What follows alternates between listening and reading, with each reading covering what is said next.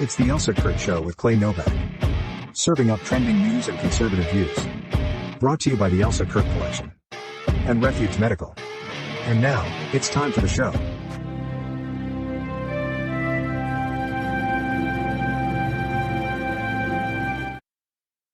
Well, hello. It's always such an abrupt thing. I got to fix that. It just goes, oh, here we are. Hi. Anyhow. Hey, Clay. Hey, everyone. How are you doing, Clay? It's a little doomy gloomy here in the Midwest, but thankfully it's summertime. Yesterday it was like 95 something heat index, and today it's pouring. So it's summer in the Midwest. But other than that, everything's good. How about you? Good. Same. We've had so much rain. It's so thoughtful, the weather. I mean that very sarcastically, to rain every single weekend, it feels like. And then the sun comes out for Monday, and it's actually rainy here today. So it's making me a little bit cranky. Does it make you cranky? I get really. I don't mind the rain. I actually, and I'm a heat baby. With all everything I did in the Army seemed to be in the summertime and very hot and in hot and dry places. So I don't mind the heat. But the humidity is what kills me. So yeah. So we got some good topics. We always have good topics, guys. Come on. But yeah, some interesting stuff. We're starting off on a high one, so I'm looking forward to getting to it. How about you? Yeah, let's get started. All right. Tonight on the Elsa Show with Clay Novak, from tanks rolling in D.C. to chaos marching in the streets, we're asking one question: which America are we becoming? The Army's 250th birthday parade sparked pride for some and protest for others. Enter the No Kings rallies. Then we turn to Minnesota, where political division turned deadly. A targeted killing spree leaves a state reeling and the media spinning. Overseas, Israel and Iran are on the brink. Bombs, drones, and bunker busters fly as prophecy collides with geopolitics. And back home, a bombshell of a different kind. FBI Director Kash Patel says the CCP interfered in the 2020 election, and he's got the documents to prove it. Truth, tension, and a whole lot of things the media doesn't want you to see. And now it's time for the show. Yeah. So, I have two videos for the first two topics that we're going to be talking about. And I just want everyone to, and I'm going to remind everyone, just pay attention to the contrast, right? So let's start off with, you already know where I'm going. Let's start off with just a little overview from the parade, the celebration. It was the Parade of Patriots Army. The Army turned 250 years old. It was a great celebration along with President Trump's birthday. It was and Flag Day. So it was a multi-part patriotic day. So here's a look at that.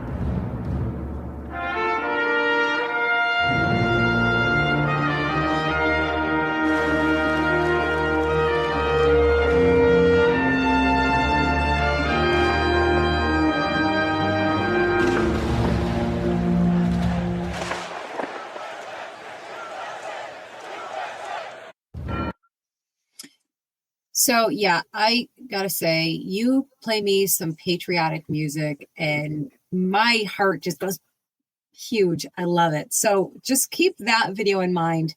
We're going to talk about this a little bit. And then when we get to that next topic, which is going to segue perfectly into, we'll make that comparison. But yeah, so give me your thoughts on the parade. What did you think of the whole thing? Okay, I know this is going to shock some people. I didn't watch it. 25-year Army career, 25 plus year Army career. I didn't watch the parade. I don't like parades. I don't watch the Rose Parade. I don't watch Thanksgiving. I don't watch parades. And I know that I probably should have. It's the Army's 250th birthday. But I did see highlights. I did some, did my due diligence. I knew we were going to talk about this, so I saw bits and pieces. Mm-hmm. Yes, it was the Army's 250th birthday. Yes. The Army's birthday and Flag Day coincide. They do also coincide with President Trump's birthday. Let's dispel one thing right now. The Army started planning for this and putting in for all of the permits and everything else a year ago. Okay. So this is not President Trump saying, let's do a military parade for my birthday. The Army started this under the Biden administration. This all was, the initial planning for all this started under President Biden, because the Army does things. And truthfully, in Washington, D.C., you have to plan things like this a year out. Right. So let's get that out of the way right off the bat.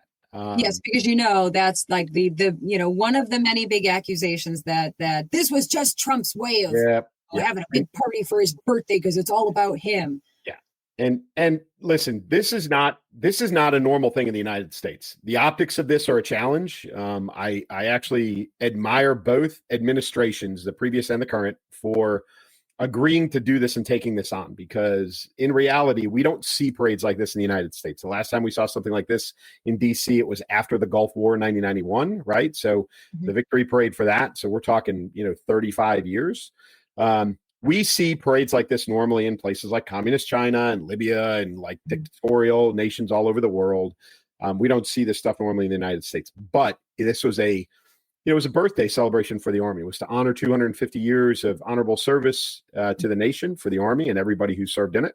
I think from what I saw, it was done well. They did a great job touching on the history of the Army with the different uniforms, the different vehicles. They even honored the Army Air Corps, which then eventually became the Air Force, by flying some World War II aircraft. We had old tanks. And all of those things. And I think, the Army did a good job overall, kind of paying tribute to its, lifelong service to the nation. I will say the one bit of feedback that I saw from veterans everywhere was the soldiers marching on the ground looked bad. To the really? I did hear that. Right. So to the trained eye, everybody said, they look terrible. They marched out of step. They weren't marching well, those kinds of things. And okay, fine. I will, I'll tell everybody, it's not a secret inside the military, but people have this image in their head from movies and TV shows that like formations of soldiers march everywhere they go on a base all the time. Like that's normal. They do it every day. That is not the truth. For ceremonies like this, there's a lot of practice and rehearsal that goes into these things. But soldiers don't generally march. There's very little marching that goes on a daily basis. In fact, we used to make it part of our physical training regimen when you did your cool down after working out, was to practice marching. One, to keep the skill where it should be, but also just as a physical cool down for what you're doing. But we don't do a lot of marching, on a daily basis. So, for those folks that said, hey, that doesn't look right, it looks out of step, whatever, that'll tell you why. But I think overall, it was a good event. That the optics again were a challenge. I know we're fighting things like, there's cost to this. Sure. People don't know that this was almost all completely privately funded. I didn't know that until just a few days ago. I did not know that at all. I don't even have that in my notes. I had no idea that was the case. Very little of this came out of the Army's budget or the Department of Defense budget. A lot of it was funded. So that helps take away, a little bit of the sting when you've got, things within the military that need to be fixed, soldiers' living conditions and some other things that can always be improved. So that kind of takes some of the burn off of it. For another thing, it's like the Trump's birthday thing, right? Everybody, oh, this costs so much money. Well, it really didn't cost that much money because it was privately funded by some groups, some private funding groups. So that's good. So that for me, that kind of like changes a lot in the sense that like, because that was one of the big complaints. Oh, it's going to cost so much. It costs so much money. Because I think the number I have here is like $25 to $45 million for this, which kind of blew my mind a lot. I mean, I don't have a good concept of money anyhow. I'm like a toddler with that. So, no surprise that I can't even wrap my brain around that. But so privately funded, I had no idea. I feel like a lot of people had no idea of that because again, besides the whole President Trump's birthday and he's tooting his own horn, blah, blah, blah. It's a party for him. The next thing was the cost of this. So that's wild. Now I wanted to ask you, why do we not do this more often? I know this was special in that it was the 250th birthday, but why don't we have any kind of like these major celebratory parades with our military? Is it a safety security thing that we don't want to put them all in, so many of them in one spot when we're under, I guess we're kind of under constant low-key threat, but I mean, what's the reasoning for not doing it? Because I love, like I said, I love the patriotism, and I just feel like we need more of it. Well, so about 95% of what you saw on Mhm. the parade had to be brought in from other places. There's no tank station in Washington, D.C. There's Mhm. no, they had Bradley fighting vehicles. They had Stryker, wheeled vehicles. They had all kinds of military equipment and troops brought in from all over the country. Mhm. And it's not cheap. So, if you were going to do anywhere you did this, pick Yeah. your major metropolitan area: Los Angeles, Chicago, Philadelphia, New York, Washington, D.C., Miami, whatever. It's going to cost a lot of money because the nation is as big as it is, and Right. because you would have to bring everything in to do it on the scale that they just did it. And then I think the other part of it is that we don't ever want to be seen as a militaristic nation, a military-based nation. While Mm. we are, the most powerful military in the world, it's a little bit of walk softly and carry a big stick. We as a nation don't want to be associated with that, Mhm. hard line, militaristic, just the vibes that it's always had associated with China and the old Soviet Union and Germany, Third Reich, that kind of stuff. Like, we don't want to be associated with that kind of imagery that you get from those. So I think that's why we shy away from it for the most Mhm. part. We do love, our smaller stuff. Flyovers are always great, the Right. Thunderbirds and Blue Angels and the Golden Knights and all that cool stuff. Air shows, we do love air shows. Those are kind of, nationwide, but you go to one of those and truthfully, very little of that is active duty military. Mm. So yeah, it just, the cost is part of it. We also don't want to have that. As much as we love our military, and we do, I just don't think we want that imagery associated with us, the United States. So Yeah. Well, that makes sense. That makes sense. I understand that. Yeah. I'm like you, Clay. I did not watch it. I watched, we've talked about this before, guys, right? I watch very little television news, all of this. I literally watch what I need to watch to know what I need to know. That is it. I mean, that's it in a nutshell. So I did not watch either, same thing, except for clips and all of those things and the research. Now, one of the things that I read was that only this doesn't even seem possible. Only Fox News aired the parade. Is that accurate? Yeah, I think it got very little coverage. I know Fox covered it. I know most of the other media outlets did not. Yeah. Not in a live streaming, kind of format. So, Right. So no, there was not a lot of coverage outside of Fox News or the Fox News networks, family of Mhm. networks.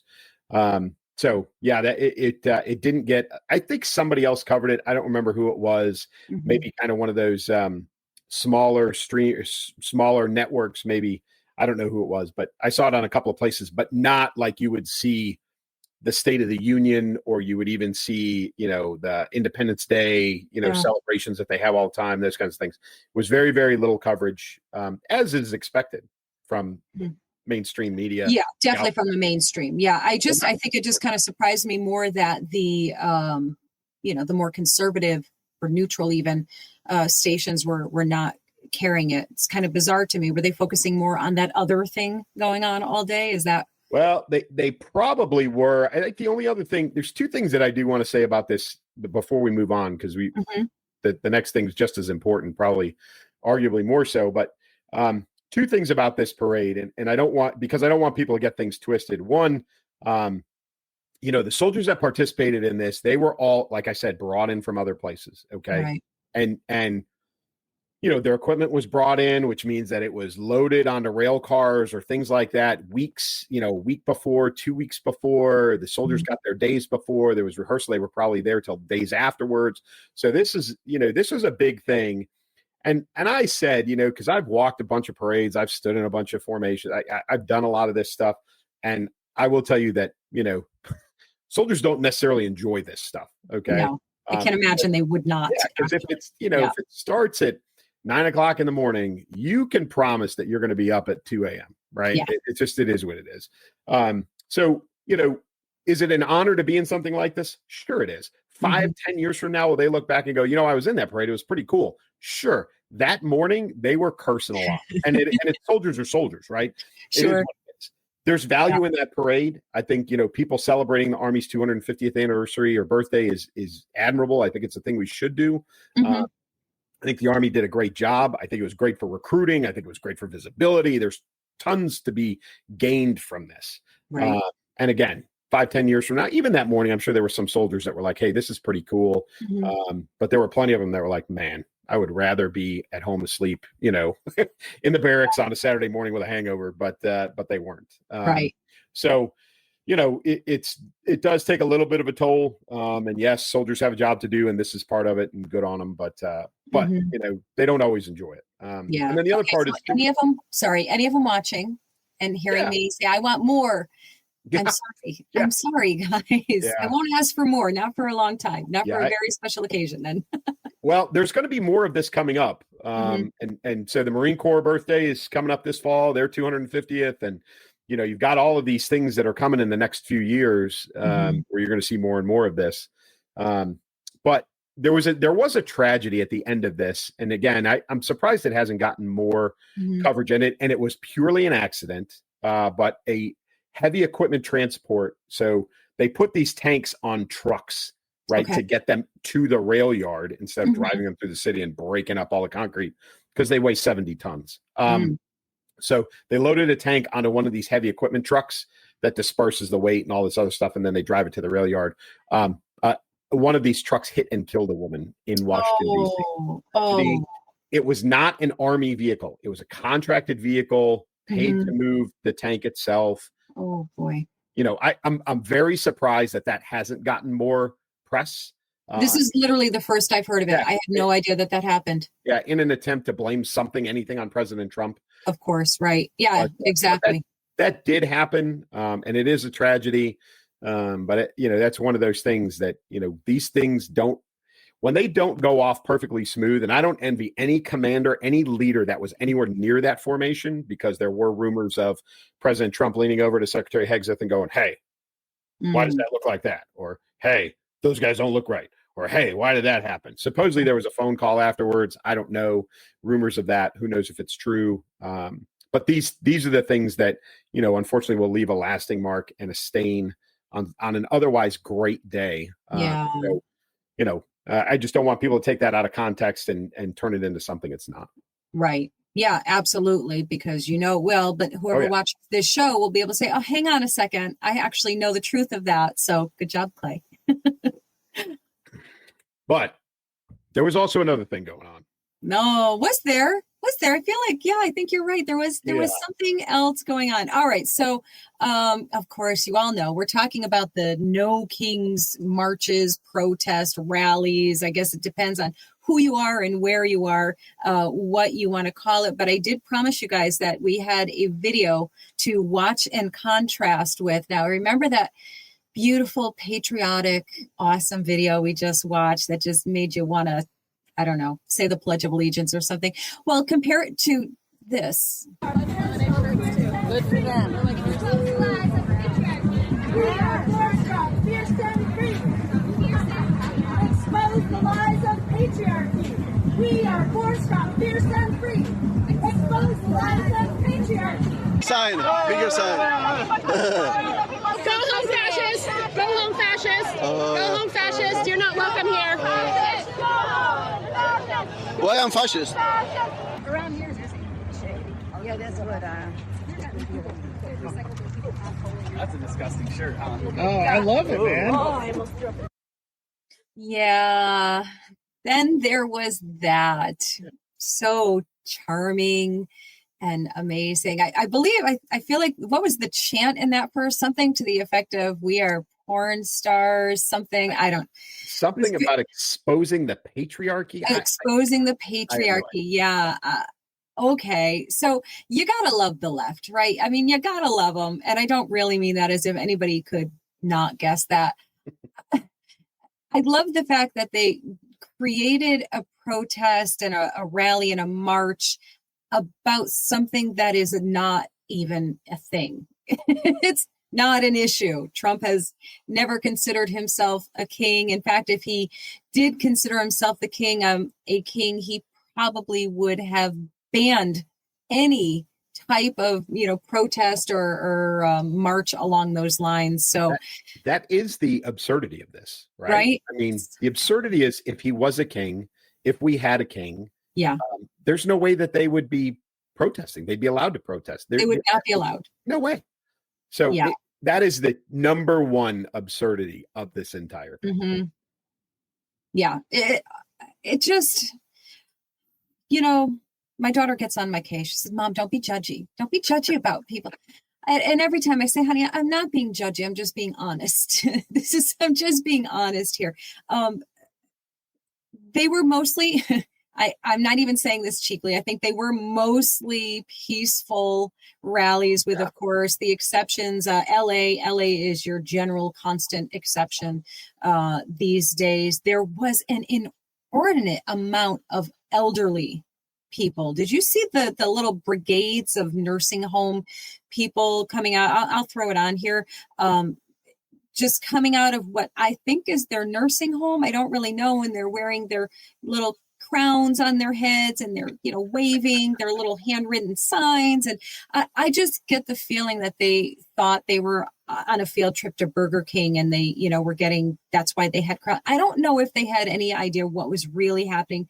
Maybe they did. I don't know. There was one video that came out of it that really actually pulled at my heartstrings and just made me so sad and angry at the same time at the left for the way they manipulate people, particularly mentally fragile people, elderly people. And it was this older woman, I think she was like 74, and she's crying and her voice is shaking. And it's genuine. This woman was terrified that King Trump, is what they're portraying him as, is just going to take away all of their rights and he's just going to, end America as we know it.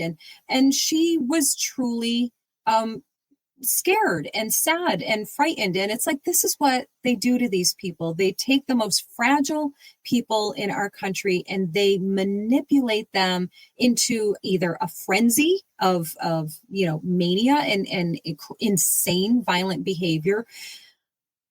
It's just, or they do that, and these poor people are living in terror of something that is not even remotely a threat in this era of this lifetime. It's just mind-boggling. Tell me about some of the stuff you saw in your searches there. Yeah, so it was supposed to be between 1,500 and 1,800 different locations across the country. Mm-hmm. Some are much more well-attended than others.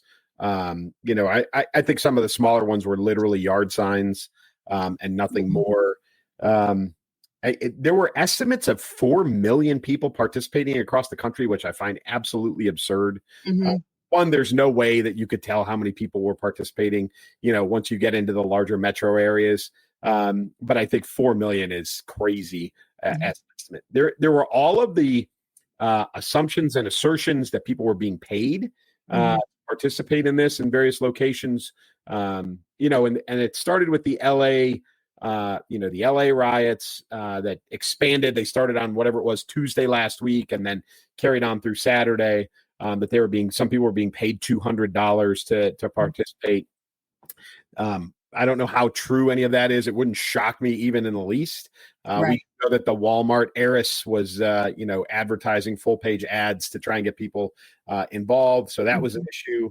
The Pacific Northwest outside of Los Angeles seemed to be a bit of a hotbed. And oddly enough, Utah, Salt Lake City, for some unknown reason, which I think was also, unfortunately, the only location for a fatality directly related to the No Kings rallies but it sounded stupid. It sounded like somebody was in a crowd, somebody started arguing with somebody else, and then somebody shot somebody. It wasn't a targeted, like, right, shoot the protesters, or a targeted, somebody who's anti-protest or whatever. It wasn't, it just seemed like something somewhat unrelated happened to be in the midst of the crowd. But it's the whole thing just had this weird forced feeling to it.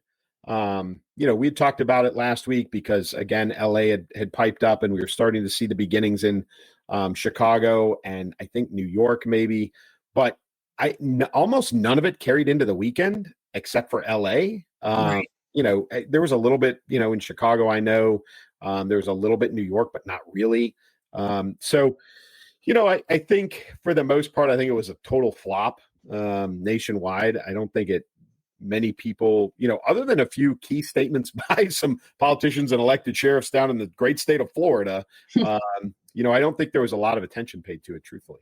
Yeah. Yeah. It did not have the impact that they were hoping, whoever they are. And I agree with you. I think there were probably, to a degree, some paid actors there trying to stir things up and agitate things. But I think the general vibe was like, I think even the people there are like, what exactly, what are we doing? No kings. Okay. Sounds good. I'll just wave my sign and dress up in my silly clothes and, I march around. Yeah, it was silly. It was just silly is really what it was. No impact, no effect on anything. It just made them look sad, silly, bitter fools. Really, this is a patriotic day. This is, it's Flag Day. And, I did see signs, particularly a lot more of those, the elderly crowd, which is, the angle they were probably taking with them, like, take back your flag, take back your country from, the patriarchy and King Trump, orange man bad, and whatever other things they can throw out there. It's just sad. It was a sad display. This is what a great event the parade was. What a great time celebrating our army, celebrating Flag Day, celebrating this country. And instead, that's what you want to do. It's like, be angry. I shared it and did a commentary on it. I'm not even going to bother. I don't even think I'll show it on here. It's not even worth it. But, one of these bigger protests, somebody had set up it almost looked like a lemonade stand, or no, you know what it looked like? It looked like Lucy's from Peanuts psychiatry, 5-cent psychiatry. And this woman had set up this little stand. It looked like that, Lucy's stand on the Peanuts or whatever, Charlie Brown. And she had a Trump doll, and they could take the doll, and for whatever, I don't know, $1, $5, whatever it was, you can yell at the doll and bang it on the table and do this. And there was a video of this, kooky old guy doing just that and looking absolutely absurd. And, being a great poster child for one of the many, for not only what's wrong in this country, but for, mental decline in our society. It's so, and I keep harping on that because it's so obvious. It's so clear when you look around, when you see that video that we shared, just the mental, I won't even go so far as to say mental illness, although, just the mental decline of people and the things that they do and the things that they think are a good idea is just wow. Please point on the doll where the orange man hurt you. Right. Like, you are a grown adult. You are collecting Social Security, probably. You have a pension, maybe. This is what you're doing with your time. I think that's the thing that keeps getting me, at least in this week. It's the elderly people, those are the ones that are bothering me the most. Like, you should be living your best life right now. You should not have, pardon me, everyone, you should not have an F to give. Like, you should just be living your life because you earned it. Like, you earned the right to just coast and relax and do joyful things. And like, you're just marching around being angry. Oh, it makes me sad. It really does. Maybe it's just me. I don't know. Well, unfortunately, though, this breeds reactions by some people. And it leads to significant things like we had in Minnesota. Yes. Right. Yeah. And so we had, it turned out to be, initial reports on Sunday morning, even late Saturday night, was that there was multiple politicians that were attacked in Minnesota, and some shootings occurred. So the first report that I saw was that 4 were killed. And then it came back and it said, one lawmaker and her husband were killed, and then another lawmaker and his wife were injured, which turned out to be the truth. Hortman and her husband, and Hoffman and his wife, I had to get those right because I knew I was going to mix them up with the H's. So they were lawmakers, state lawmakers in the state of Minnesota, both Democrats, and were attacked, Saturday night in their homes. and were shot by, at that point, an unnamed man who they knew had been dressed up like a police officer, had a vehicle with police lights. He had a police uniform, had a police badge, those kinds of things. And he shot and killed 2 and shot and wounded 2 others. And then boom, gone, on the run. Nobody knew where he was at. And then Monday, I think it was, it came out who it was later. This guy, Vance Bolter, and really his background, he was a lifelong Democrat. He was, he was a nominee and selected for government work by Governor Walz, oddly enough. And so he had a lot of deep Democrat ties, or ties to the Democrat Party. And he lost his bearings, and he went after these lawmakers. Yeah.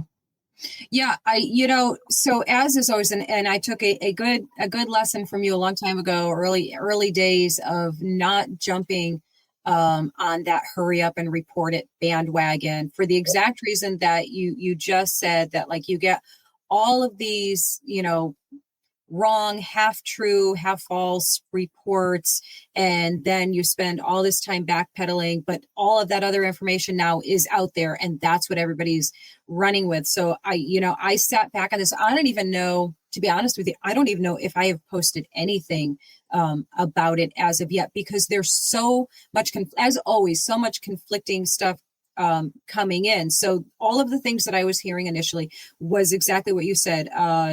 Lifelong Democrat, voted Democrat, was on the Tim Walz. He was a Tim Walz hire. All of these things. He had the No Kings flyers in his vehicle. All of this stuff that was strongly pointing to him, being another crazy liberal.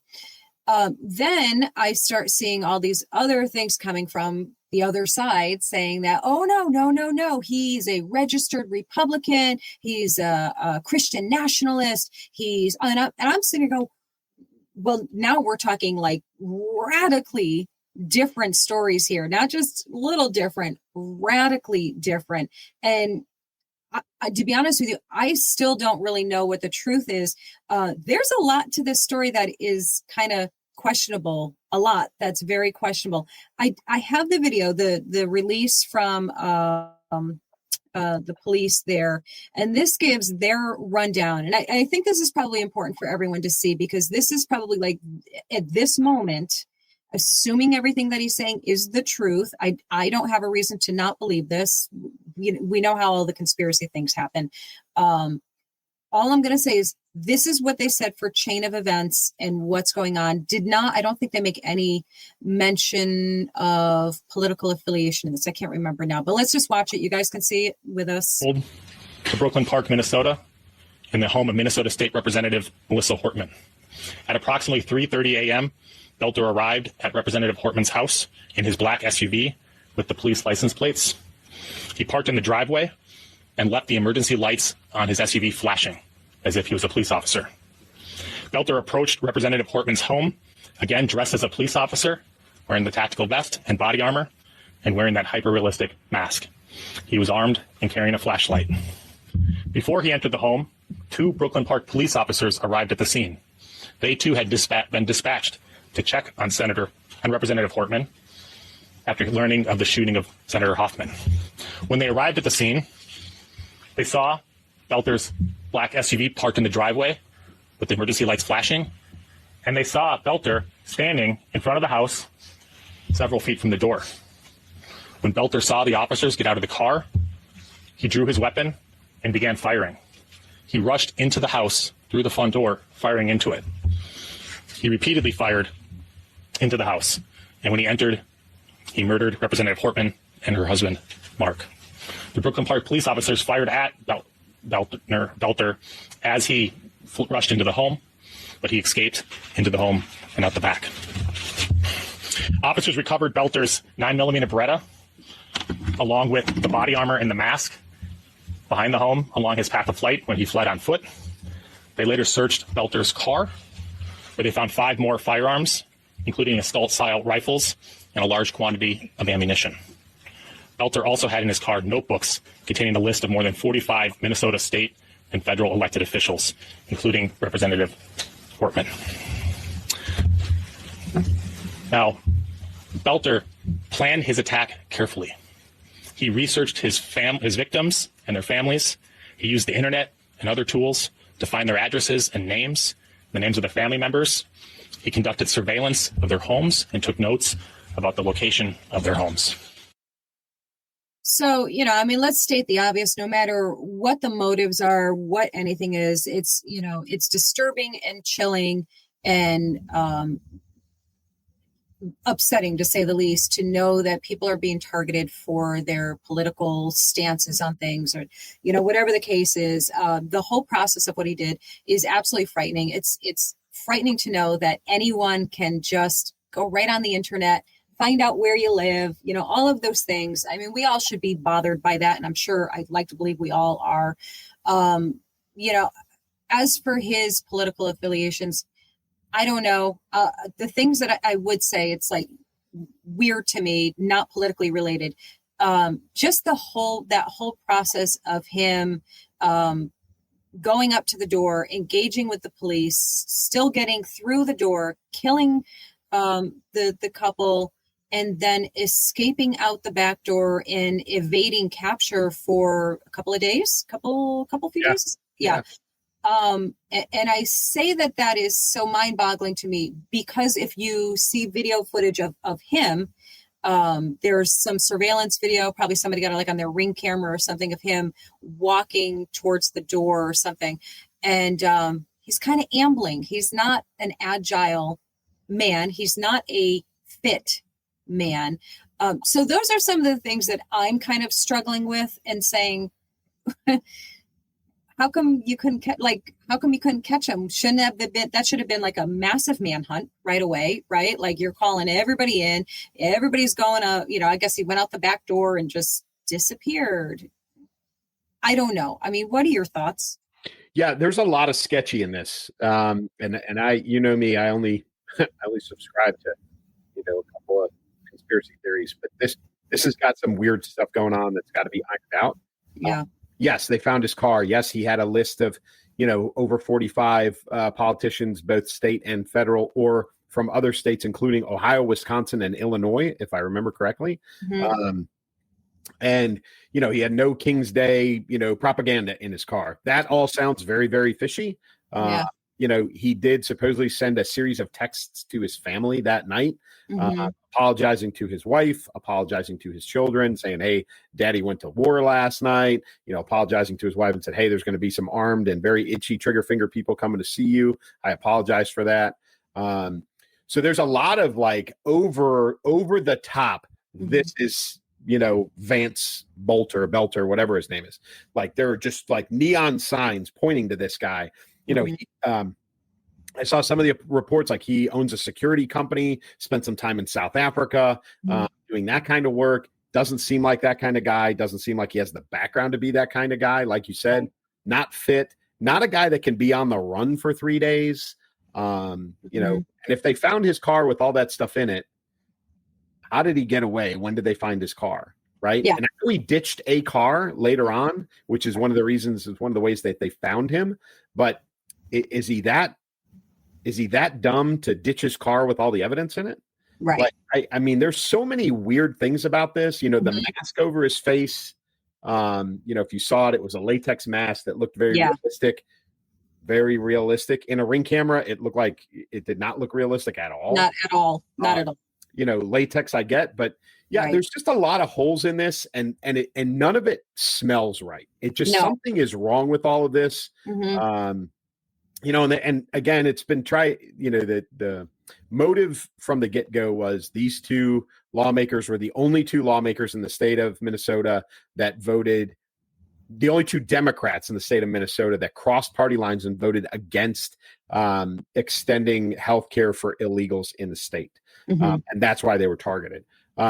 It would be very interesting to know the 45 other, I've seen a couple of other names, but pull the other 45 or so names that are on his list and cross-reference them and figure out the whys, what the linkage is. And I'm sure there's some poor dude in the FBI, in the Just basement doing exactly that. doing a spider web diagram, trying to figure all this stuff out. But there's something about it that just doesn't smell right, and I don't know enough, and I don't think any of us know enough to put our finger on it right now, except for the fact that my gut says this ain't it. Like there's something wrong here. Yeah. That is, I and many people who have been following along with this story are pretty much saying the same thing. None of this is adding up. I don't know. It doesn't add up. Is this going to be another one of those things? I guess we'll never know type of scenario. Very, very possible. I hope not. I hope they do get to the bottom of whatever the case is. And by the way, I mean, this shouldn't have to be said anymore, at least not from Clay and I. All I care about is the facts.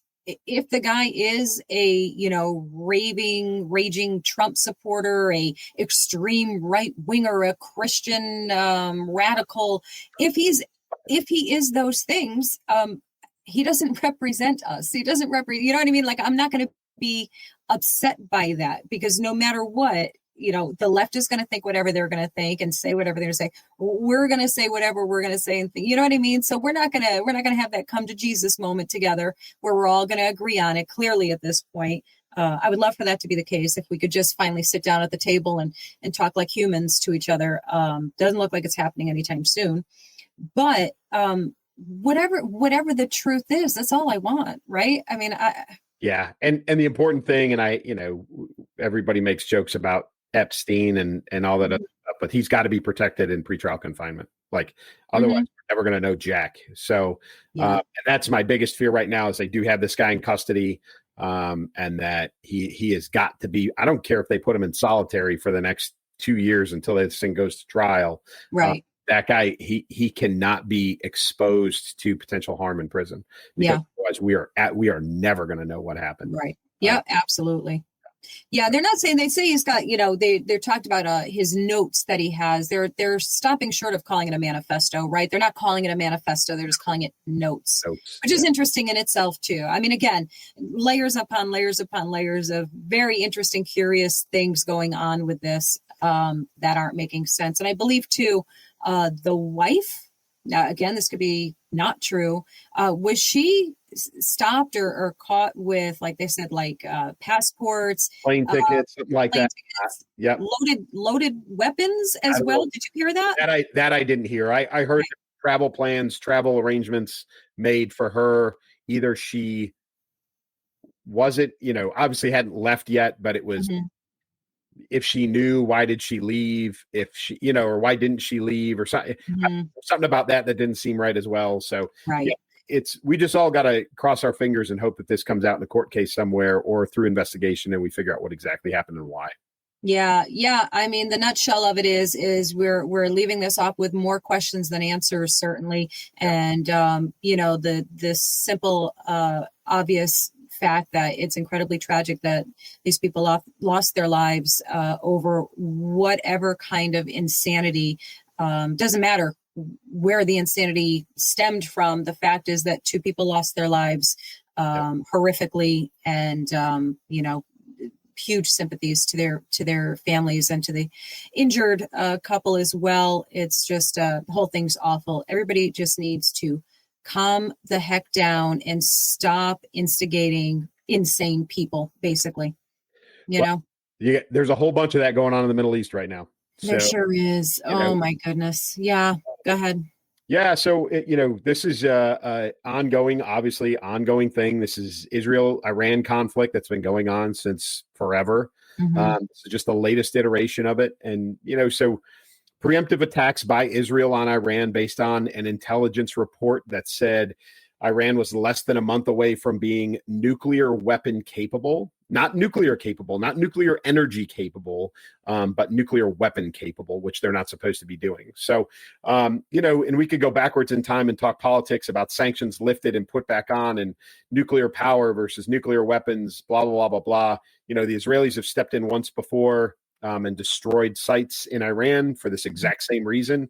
And so they stepped in and they did it again just the other night. Now, it's been since then, it has been a perpetual back and forth exchange.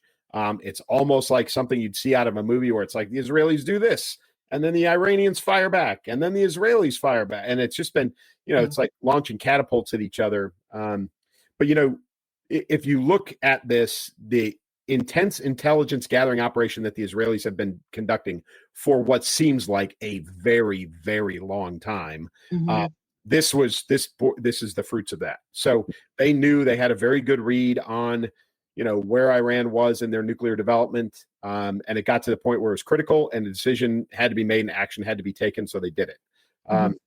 And so, setting conditions, targeting, intelligence gathering of leadership, of scientists, of where they live, where the facilities were. And, oh, by the way, if you're going to do this, you might as well hit some of the military leadership and some of the national level leadership in the government as well, which Israel did. And they did it like 2 levels down, right? Yeah. The chief of staff, who just got appointed 4 days ago because the former chief of staff got killed in the initial, he got killed yesterday, right? So they know 2 and 3 moves ahead who's getting placed in, and the Israelis are continuing to assault that. And kind of the way this whole thing went down, Iran invested a lot of money a long time ago in their own version of a dome, air defense system to protect them from instances just like this. Well, they didn't have the money and the technology to keep it up. And what the Israelis did was they flew in with stealth aircraft first. They targeted some key facilities, but they targeted the entire air defense network. And then they turned around and they flew a bunch of conventional planes in behind it because Iran couldn't protect itself anymore.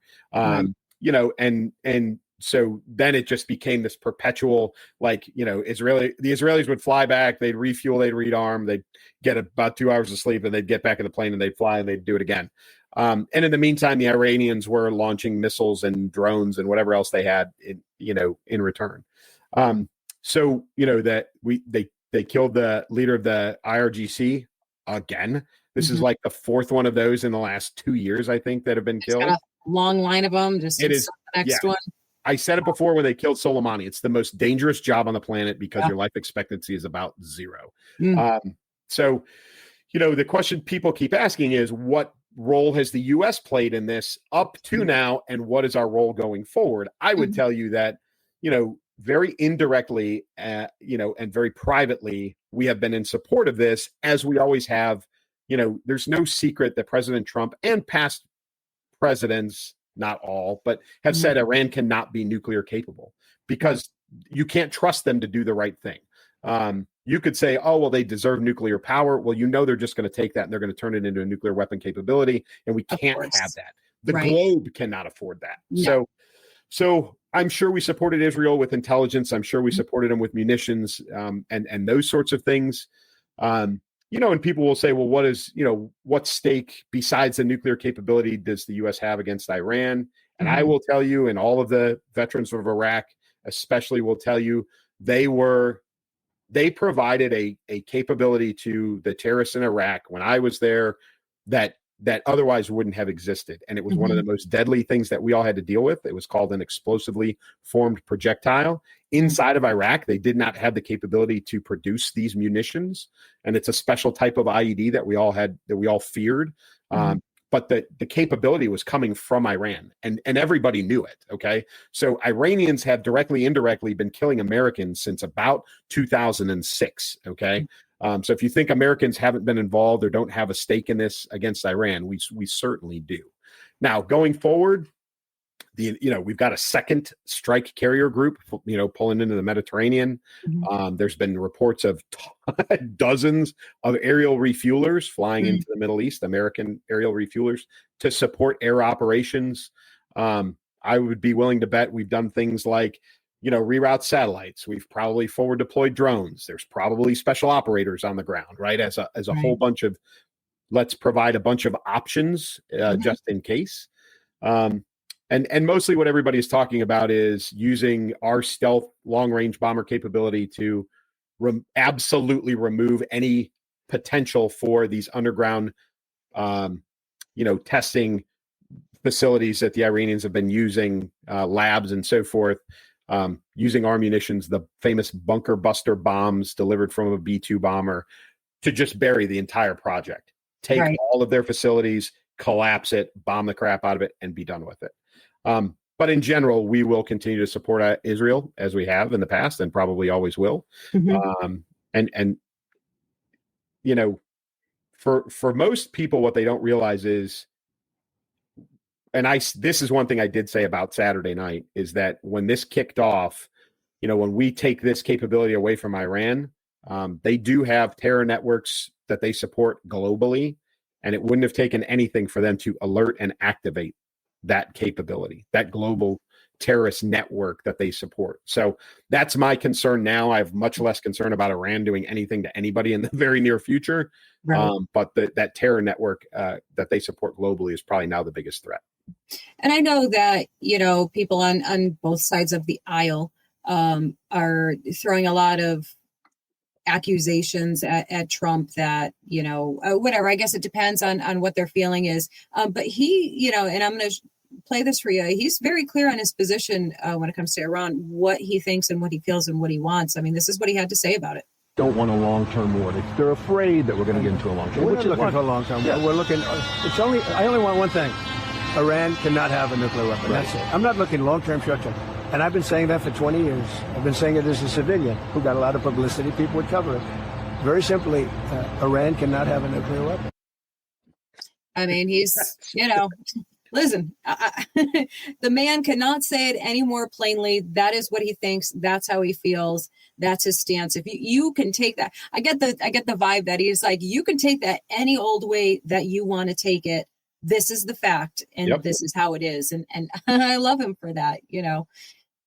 I do. And, you know, I mean, I think it's safe to say that, of course, nobody wants us to get involved in a war, to be, you know, hands-on, fully in it and everything. But we do have an obligation and a commitment to Israel to be supportive to them. They are our friends. They're our allies. And I mean, that's simply the way it is. And, I know there's a lot of people that are not cool with that, but too bad, so sad, I guess. Right. Yeah. But we have, you know, the same people who will say we have an obligation to police the globe are the same people who don't want us involved with this. And this is truthfully policing the globe for the, you know, it's that, you know, President Trump saying they just can't have a nuclear weapon. And he doesn't say why, but he really shouldn't have to say why. They just can't be, you know, that we've got whatever it is now. I think it's 7, maybe 9 nuclear capable countries in the world. And they are all mostly responsible grown-ups, right? This is Iran does not fit that category, right? No, I mean, these are the people shouting death to America. So kind of thinking that we are involved to a degree, you know, and this is our own personal interest that we're looking out for, you know, not just Israel, of course, but our own personal interests. And, you know, he's, like we said, he could not say it any more plainly. These are not people who should be trusted with nuclear weapons, period, end of story. And, you know, yeah, and not only can they not be trusted that they won't employ them, they can be trusted to the point that they won't sell them. Right. I mean, that's an even bigger, you know, kind of scary scenario is that they would, you know, build 6, keep 5 for themselves, take the 6th one and sell it to some crazed lunatic, you know, radical Islamic terror group. And then lose track of it. And then nobody knows where it is or what it's doing or who has it or what, you know, the target is. So, you know, that's an even bigger crazy scenario that nobody on earth can afford to have because, you know, once it leaves governmental hands of any kind, then everybody's at risk. You know, it could end up in they could sell it to Zelensky for crying out. You know what I mean? And then Russia's at stake or he could sell, you know what I mean? So, there's a lot of fear in this, and I think every rational person's on the same sheet of music that they can't have this. And unfortunately, we're at the point now where the U.S. does not have the option of not being involved directly. Right. Yeah, you just answered my question. Involved. Yeah. Yeah, you just answered my question. I was going to ask you, do you think that our direct intervention is inevitable? And it sounds like the answer is yeah, it is inevitable. Yep. Yeah. I know very little of the war stuff, but it seems kind of like a given to me that is the case, you know, and the only way that could not happen is if Iran just stops and says, whoa, we give up. you win. We're not going to, you know, obviously you'd have to back that up with absolute proof. And well, President Trump did say to the supreme leader, the Ayatollah, and said, unconditional surrender. Mm-hmm. There have been a number of people that have said that this is a grand opportunity for the youth movement within Iran to overthrow the government, because there is, in a weird turn of events, a youth movement that wants to be westernized. And I say that's weird because if you know any of the history of Iran, the reason that they have the government that they have now was because of a youth movement in 1980. So like they were a hardline Islamic youth movement that overthrew a very kind of moderate government. And 40 years later, here we are. But now they're hoping that the opposite happens and that a much more westernized, liberal, modern youth movement, less religious, has the opportunity to overthrow and maybe kind of settle things down a little bit. So we'll see what happens. But I think we're going to see something significant happen probably within the next, I would say, 72 hours. Yeah. Yeah. Okay. Oh, that's a great moment to remind everyone. Yes, that Wednesday.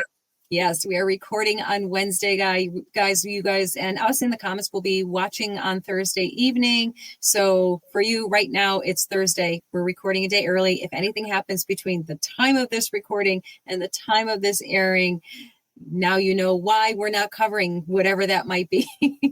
So hopefully nothing happens. But, we like to do, this is what, we like to call it the weekly recap. We recap all the week's events for you. So you don't have to watch it. You don't even have to, you can be like us and only watch what you absolutely need to watch to be informed. And that would be us. We will get you informed. We'll hopefully make you smile and laugh a little bit along the way. And so there you go. Now you know. We tell you every week, just in case somebody wants to get in the comments section and yell at us. And they inevitably do. They do anyhow. And that's okay. We have one very last quick thing to mention here. FBI, Kash Patel drops a bombshell, or is it a bombshell? I mean, I guess it depends on who you ask. Dropped the bombshell that he declassified documents alleging that the CCP interference in 2020, including a plot using fake U.S. driver's licenses to cast mail-in ballots for Biden. So basically, this would suggest confirmation that the 2020 election was tampered with. It was tampered with. It was. I don't know if he's going so far to say stolen. No, and I think the kicker is like Senator Grassley's the one who's kind of asked for this, and so he's been in the middle of it. But really, I think the key takeaway that we've got to pay attention to is not whether or not it was successful, because we can't go back in time and fix things, but we can hold people accountable. And I think the number one thing in this is that there were reports of this in August of 2020.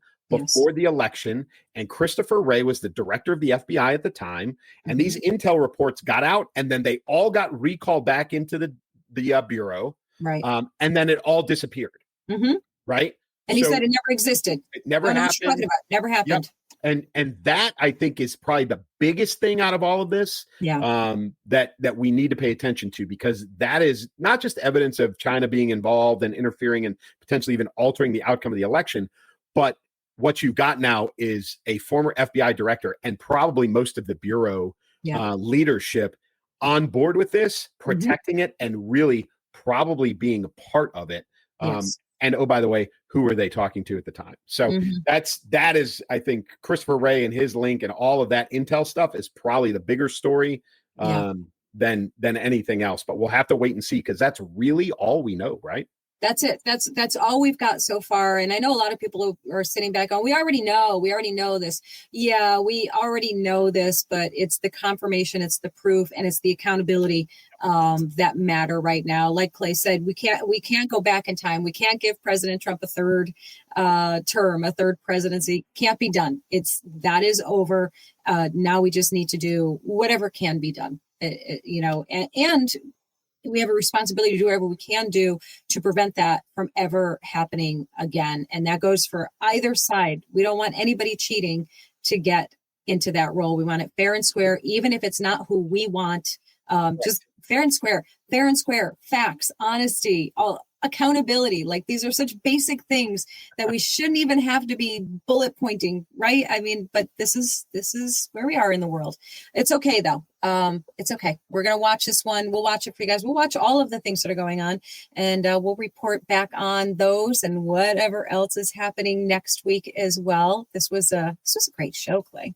Yeah, I think we probably need to start keeping a tally board of, like, kind of unresolved, and maybe do a wrap-up show.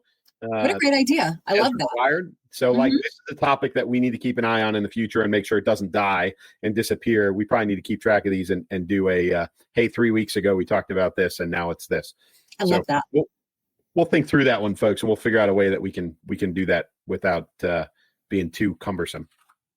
Yes, absolutely. I got nothing left. I had a great week. I'm looking forward to a great week. Got a conference going on this week that I'm going to. That'll be a lot of fun. Completely unrelated to anything that I do normally. This is for somebody else. So go figure, it's not enough time of the day to do all of the things, but that's that. And I, as always, Clay, I love hanging out with you and talking all this stuff. It's always an education for me because you know things that I don't know. And I like that. It's fun. Well, we've been doing it for almost 2 years now, so clearly it works. And it works. I appreciate doing this every week with you, but mostly for everybody else. Love hanging out with you guys, popping on, whether it's Facebook or YouTube or whatever during the broadcast and being around. So we love doing it for you. And, until next week, keep moving, keep shooting. Take care, guys. Warrior, leader, author, patriot. From ranger school to the battlefield, from the front lines of combat to the front lines of culture, retired Lieutenant Colonel Clay Novak isn't done fighting for truth. Catch him on the Elsa Kurt Show and read his no-holds-barred blog at claynovakauthor.com. Keep moving, keep shooting. She's the voice behind the viral comedy, bold commentary, and truth-packed interviews that cut through the chaos. Author, brand creator, proud conservative Christian, this is Elsa Kurt.